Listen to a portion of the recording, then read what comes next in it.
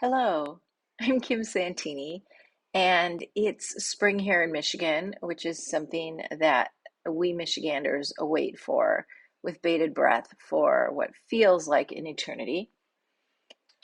And it also brings to mind the idea of waking up after a long nap or rituals of springtime, the abundance of a mother's love, of a mother's care, thinking about the concept of Mother Earth coming back to life, wrapping her arms around the earth, the world, and breathing warmth onto it. This journaling lesson is an opportunity for us to dwell inside that storyline and think about what the concept of Mother Earth means to us as individuals, what the idea of spring and rebirth might be, and embrace it not just with regards to the surface of the earth itself, but also thinking about the elements of air and water and how those might shift with regards to the seasons and all inside or encompassing the body or the shape of the Mother Earth. So grab your journaling materials and settle down with me for a really simple, stripped down approach to improvisational drawing as we think about these things that represent spring and the land and bring those to life inside our journal pages. All right, so let's go over some of the materials that we're going to need for today. You're going to need your journal or substrate, and I am using a Ranger journal today. This is roughly 8 by 10, I think.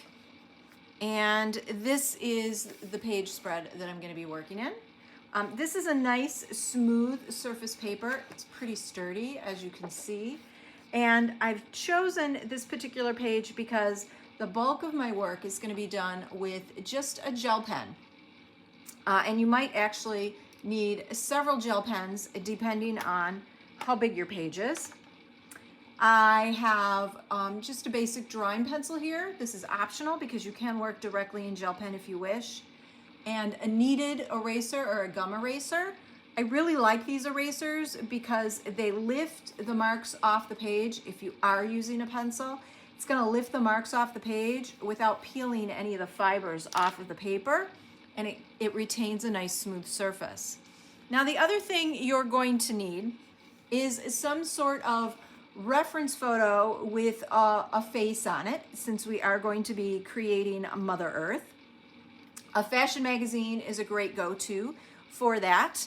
I also have here, I have a schematic on how to draw a face, which I'm going to go over with you more carefully in a moment. And this is my reference, not just for the woman's face, but for the woman's body. This is the Venus of Willendorf, which is an ancient fertility figure. And I absolutely love the curvaceousness, the solidity of this form. And I also really like it because it feels almost circular like the earth, because she's so round and voluptuous. And so I really want to connect that to my goddess. This sort of a figure feels more Mother Earth-like to me than more of a skinnier model. But really, it's your journal page. It's entirely up to you. And what I also have here are a couple of old drawings of mine that are of goddesses, and I'm going to use those as well for reference. So I want to talk first about drawing a face, and I want to sort of debunk some of the myths about drawing a face. A lot of people seem to think that it's difficult, but it really isn't. It is just a matter of understanding proportions. So let's look at the schematic that I've created here, and I will give you a link to download a PDF version of this if you'd like it for yourself. So we have the shape of the head here, and it's sort of like an egg shape or an oval. It's a little bit narrower at the bottom than it is at the top. And if we bisect the length of this shape of the head, if we bisect it directly in half, that junction is going to give us the axis or the horizon line for the eyeballs. So the upper half of this head shape is forehead and hair. The lower half of this head shape is going to be from the eyes to the cheekbones to the lips to the chin. So bisect it in half, you get the axis for the eyes. If you bisect what's left again in half, you get the axis for the nose. And if you bisect that remaining space in half again, you get the axis for the lips.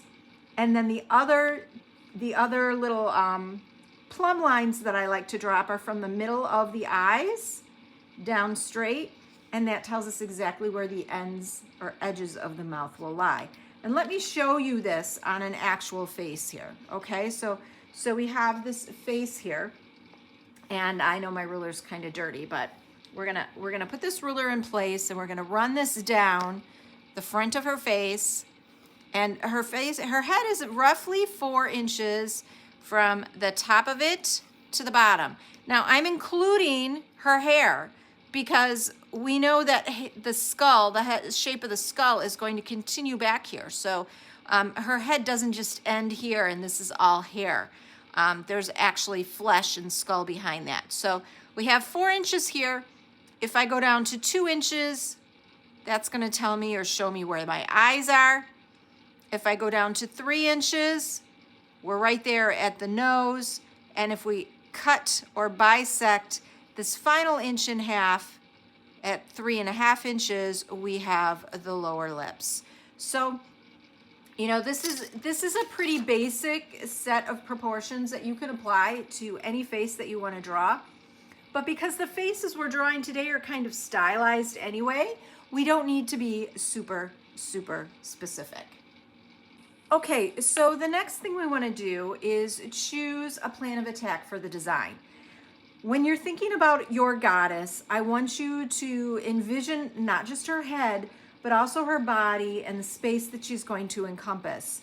And figure out ahead of time where you want to place her on your page.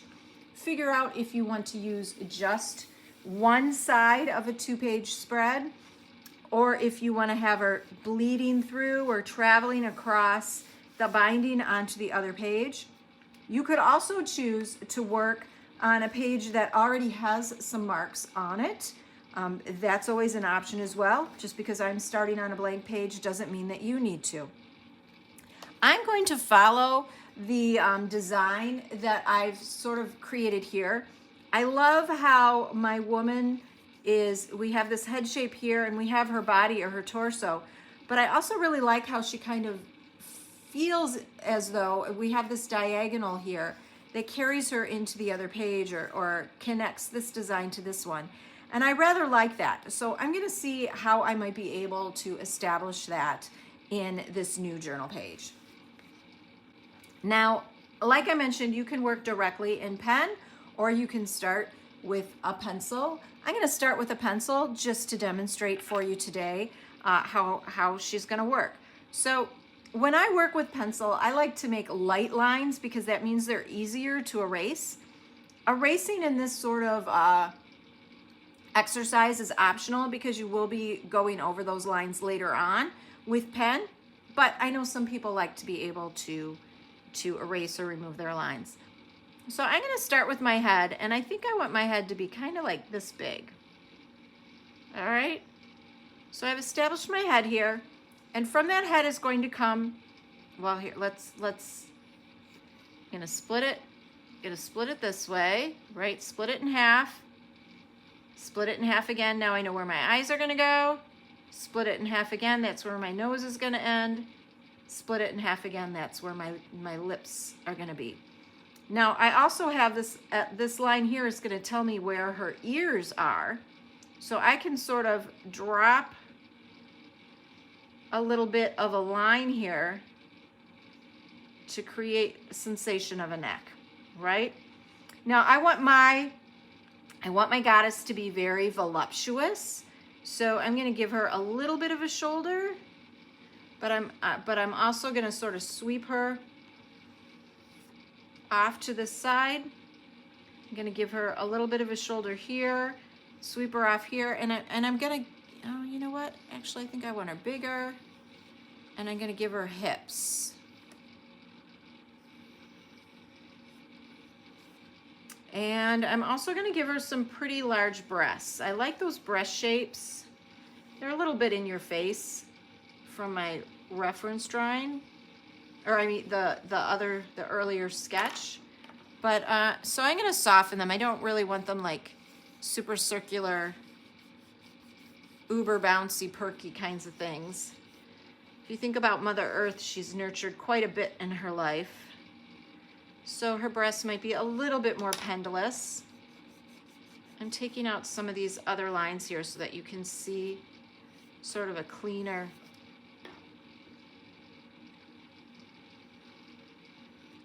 design. I'm not worried about arms or hands or feet at this point. Again, you know, my inspiration is this Venus, and she's really just got breasts and hips and large thighs. And I mean, she does have arms, but they're not significantly, or not a significant part of this design. So this is how I'm gonna create this body here and have it sort of cascading off to the side. And I also want to give her hair. So I'm gonna think about sort of hair that might be like waves, or maybe these feel a little bit like clouds, right?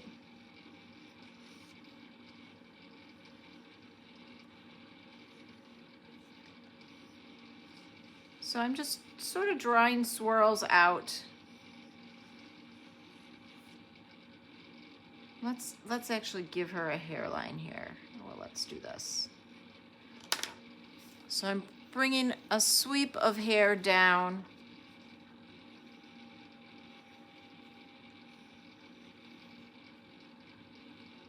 And then this can come out. So I've given myself some guidelines. I don't have to stay married or committed to those guidelines, but I've established her hair. I've got her body shape. Now let's put some eyes in. Now eyes are basically like almond shapes. So if you think about an almond shape, and I'm gonna give it a pupil, and I'm gonna put her other eye over here. You'll notice that I didn't put her face. Her face isn't looking directly at the viewer. It's not completely centered. I want her looking off a little bit, and that gives me the opportunity to make her nose be a little bit more of a profile. And I think I made it a little bit too thick on this side. Let's try that again. So I'm bringing the nose line from this eyeball here down, and then I'm gonna skip up. I'm gonna do her septum, drop down, and then give a little bit of a nostril over on this side. Now with lips, I've got my lip line here. I'm really just gonna put her upper lip. Okay, upper lip is sort of like an M with curves at the ends of it. And a lower lip is mostly just a hint of a shadow right there. And I can connect that. All right. Now I can also go back in and I can accent that to give her a little bit of a cheekbone. Let's try that again. So we're gonna take the forehead down to the brow, give her a little bit of a cheekbone, drop that down, and then come across, and then we're gonna come up this way as well. So that original egg shape that I drew on my paper doesn't have to stay here, right? That's my point here, is that it can be taken out and modified or shaped differently to allow for, let's give her a little bit of a collarbone, to allow for a more organic kind of feel. Okay, so now I have my goddess, and the next thing is to begin to fill her with things that are meaningful to me, with things that I value about the earth. I may choose to put some flowers in her hair. I had a lot of flowers in the hair of the original drawing. I also had, I was thinking about elements of air, water, and sea. And I had her body filled with starfish and urchins and other things. So let's put, we can put a starfish here.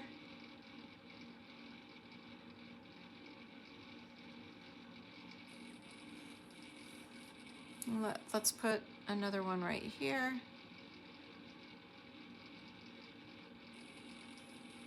One of the beautiful things that I love about this sort of a process, let's put another one up here,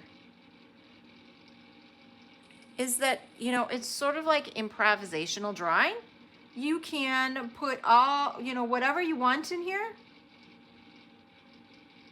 And if you don't like it, you can erase it out and put something else.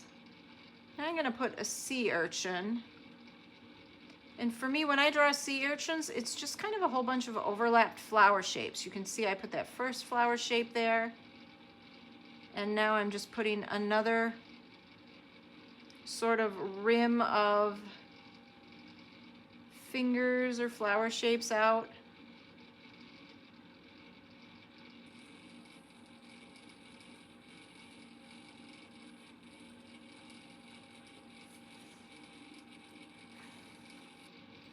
Let's put another sea urchin here. So starting with a smaller flower shape,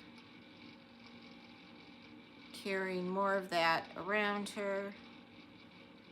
And you know, it's also springtime, at least in the northern hemisphere it is. So I'm going to invite some components of what the spring means to me. I may put some tulips or daffodils or other things into, how about if we make this one into this drawing as well. And I'm just going to continue to add little bits and pieces of things as I think of them. So some ideas for you might be birds or butterflies, maybe a bird nest, dandelions, spring bulbs, roses, some leaf work. I really liked the fish that I had. So let's, I know these are sort of more goldfish-like shapes and less actual fish that you might find in the sea, but I thought I like them. So they make me happy, and that's really why I draw, that's why I draw a lot of things. It's because it makes me happy, right? And you know, this is your journal, this is your book. So you don't have to worry about whether or not anybody else is going to recognize the shapes or the things that you're drawing in it, because this is just for your eyes. That's one of the most beautiful things about journaling, is that you don't necessarily have to share it. Let's put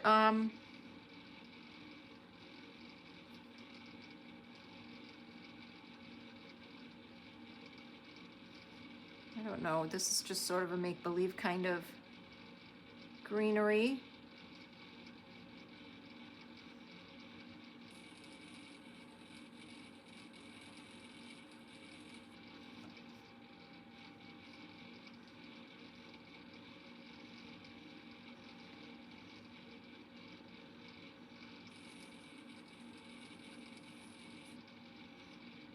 And again, you'll notice that I'm going over some of my body shape lines with this new line work, and that's okay.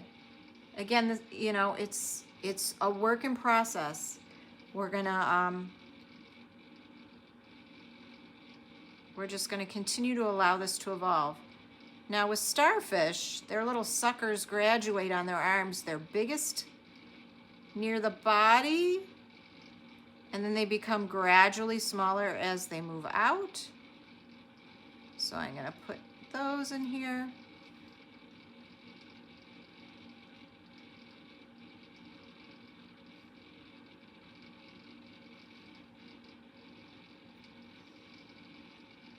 Maybe give her some eyebrows.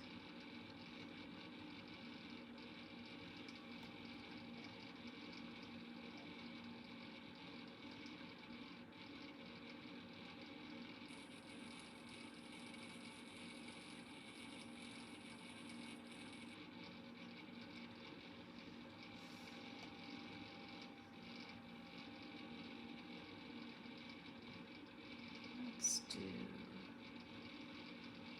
And as you're working, if you're going across a seam in the middle of your book, make certain that you pay attention to that seam, or you don't necessarily allow it to become an even divider where nothing is going to travel through it, or everything is going to be equally positioned on either side of it.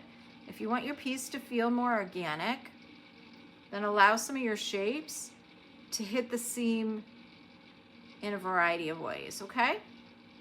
I'm going to continue to add things to this drawing, and I will come back when I've got her filled in.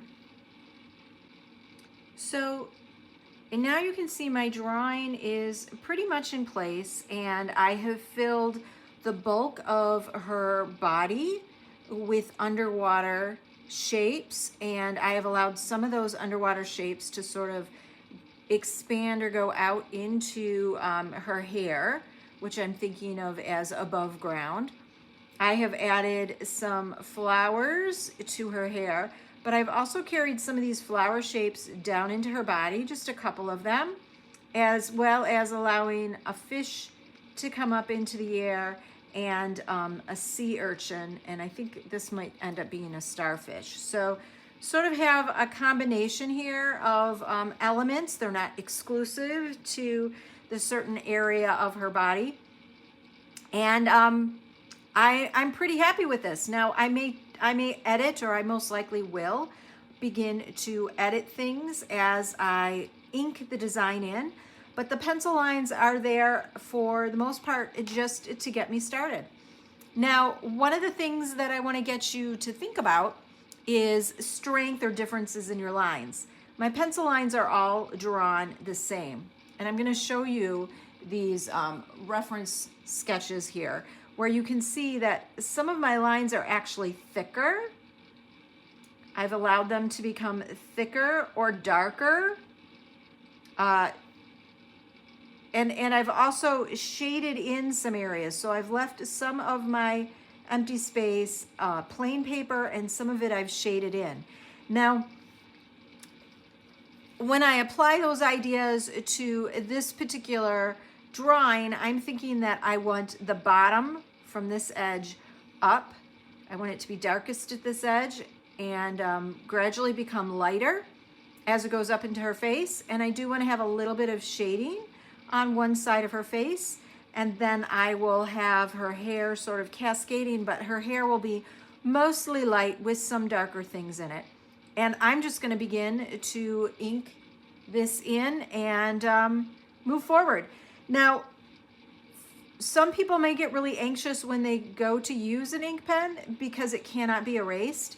And again, I want to remind you that the purpose of this exercise is not to create anything that you want to hang over your wall or your couch or even frame and put somewhere. The purpose is just to spend some time thinking about symbols and elements of Mother Earth or the environment that bring you pause for reflection.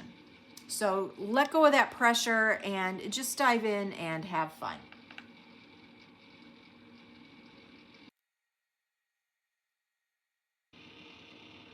All right, so here we are, and I have my drawing inked in, and I want to make a couple of comments about the process.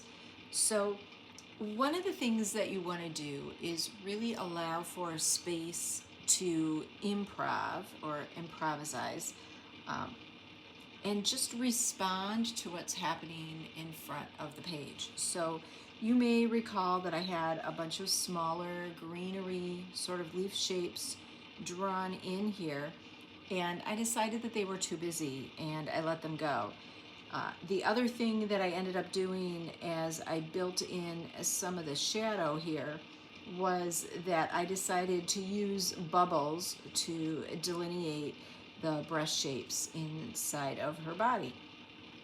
And another thing that I thought of as I was working on this was that I had these underwater or fish here that represented life underwater, but I didn't have any animals that represented life in the air or above ground at all. So I took the opportunity to create sort of a branch-like shape off of her hair, and I added a wise old owl here. So pay attention to, as you were filling it in, or as you're filling it in, pay attention to the density of your darks. So we have some areas that are really, really dark, and that's because the lines, the scribbles, the ink is very close together. We have areas that are a medium range of dark because the lines are further away from each other. So really experiment or play with those differences and see how you can actually achieve values or shading with a ballpoint pen. Also pay attention to directional lines. Like you'll see that, this area right here is all filled in with up and down sorts of scribbles, whereas other adjacent spaces maybe have scribbles that cut across them. This area's got up and down as well as side to side, and this one's got diagonal ones with up and down and side to sides. So again, use this opportunity to experiment with the pen. Just play with how it feels in your hand and take risks. Again, this is not necessarily anything that's going to be shown anywhere, and while its most intrinsic value is for expressive purposes, you can also utilize this process as a way to learn technique and figure out how to embrace or add it in other ways. And then I decided too that I wanted to add some text. And so what I did is I took my pencil and I created sort of a midline that goes around the perimeter of the edge of the page with the least amount of content on it. Your page may be designed differently and have its values and concentration of empty space and filled space in a different fashion. But if adding some text is important to you, find a way that you can do so. If I didn't utilize this space, I might also run some text through like ribbons in her hair. I could run some text along the perimeter of her shape, or even, put some in some of these lighter areas inside her body. And then with regards to text, I chose some lyrics from the Neil Young song Mother Earth, and I just sort of penciled them in around the perimeter, and I will ink them in next in the same sort of context or attention to technique that I've used in the rest of the page. And here you have her, our Mother Earth goddess or fertility figure, our prayer for spring, all done. I hope you've enjoyed this introduction to improvisational drawing, and I encourage you to repeat this exercise with other subject matter that is important to you or significant to you. Find a way to embrace the call and response that happens when you begin to layer symbols and objects together that tell a story. Also, if the weather is such in your neck of the woods, I encourage you as well to actually do this exercise outside. It's a very easy one to pack with very few materials, And the act of doing this out in nature, surrounded by the sounds of Mother Earth, with your feet rooted in, actually in Mother Earth, will add a whole nother layer of meaning to the piece. Thanks so much for journaling with me, and I will see you next month with a new lesson. Thank you and be well.